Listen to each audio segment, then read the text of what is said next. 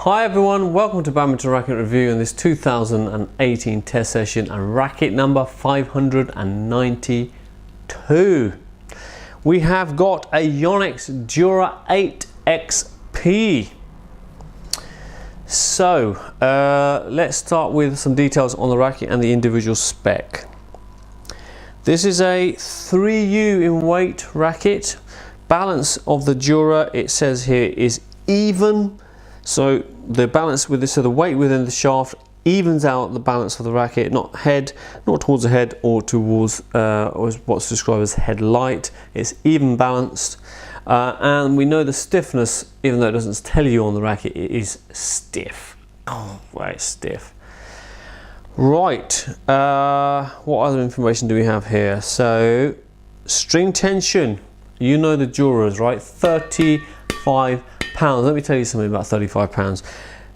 I don't know what tension the internationals play at, but that's been the inspiration by most people to go to high tensions.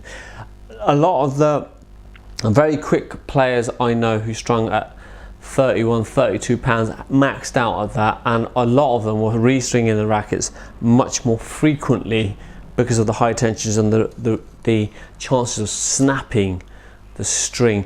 Some websites in the UK have actually started issuing warnings about high tension stringing, because, as I've mentioned on so many videos now, when you've got high tension in the head, and then on top of that you've got a racket, let's say at 93 grams, on top of that you've got a very stiff shaft, and let's say this was an Astrox, and even though the Astrox maximum is 28, 29 pounds, people still do 32 pounds.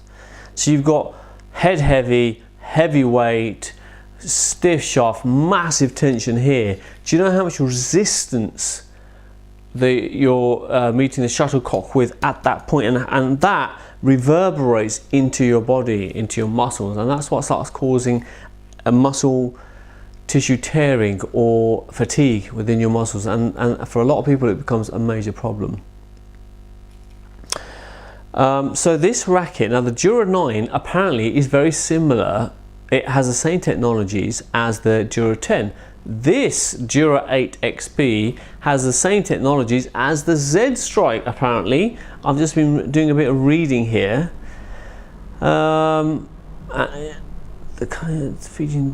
So dynamic dual design, and it helps you master every shot and all the other normal stuff it helps you do. Right, so we have the forehand, again like the Duora 9, it clearly says forehand.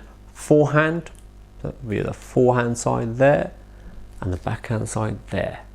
So let's talk about the design of the racket. So its backdrop is in black. They have some graphics here in the shaft, around the head, on the inner side of the head. Has an isometric frame, it says here, nanometric DR. Not sure what nanometric DR is. And it says that the slim shaft is 10mm long. Maybe they're talking about the this size here. I'm not sure what that means, 10mm. But on the whole, it's uninspiring as a design. I don't particularly like it. It doesn't do anything for me. But have a look at the design yourself and see what you make of it.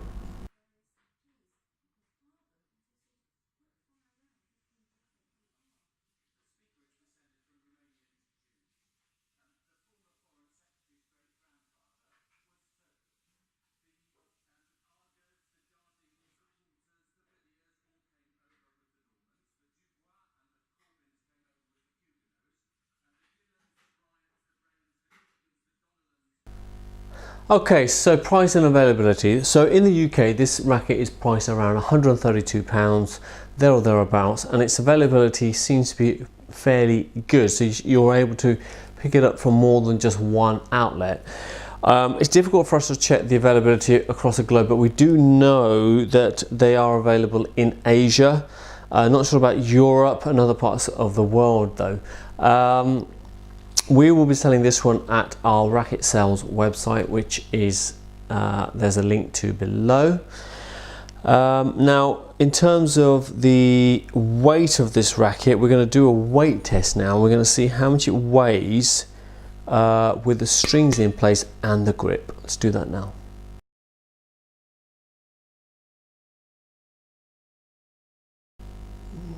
I mean, well, I don't know what to say about that. Like I said to you earlier, 94 grams, adding 35 pounds tension. It's just asking for trouble, it really is. I just don't see, it certainly wouldn't be the kind of racket I would be able to comfortably play with.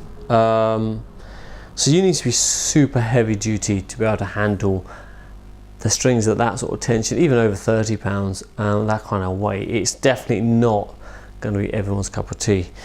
Right, we're going to go on to see though how good this racket is at smashing the shuttlecock.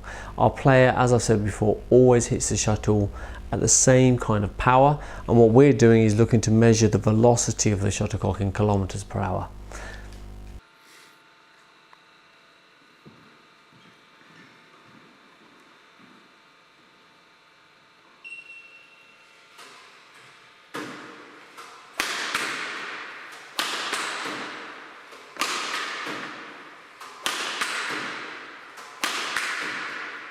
Okay, so next is the maneuver shot, where the racket movement is isolated to this, and what we're doing is looking to measure the head speed of the racket, where a lot of things make a difference: weight, aerodynamics, design, and so on and so forth.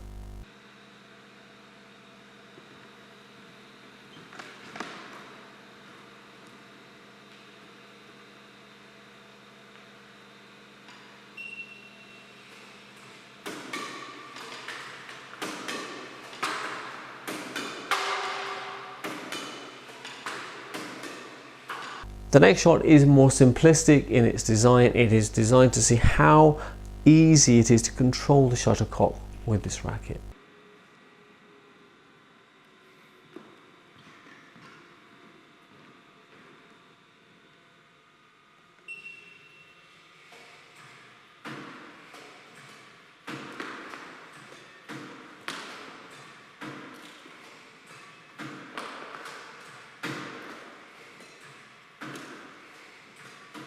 It's been superb having you watch today.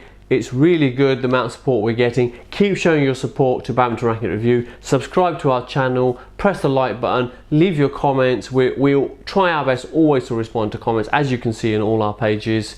You know, your support has meant so much from us, and we're so surprised by how many corners of the world you know, our work is now reaching. It's been an absolute privilege, and we take the feedback, the constructive feedback anyway. Some people are a little bit rude, but the majority are really nice, and they give us really good feedback about our site, what to include, what not to include, and that is actually super helpful. And we have amended our website and the Racket Review eZone according to the feedback we've received, to make it a better platform for badminton players all across the world at all levels to use. So thanks so much, keep supporting us. We'll see you on the next video. Thank you.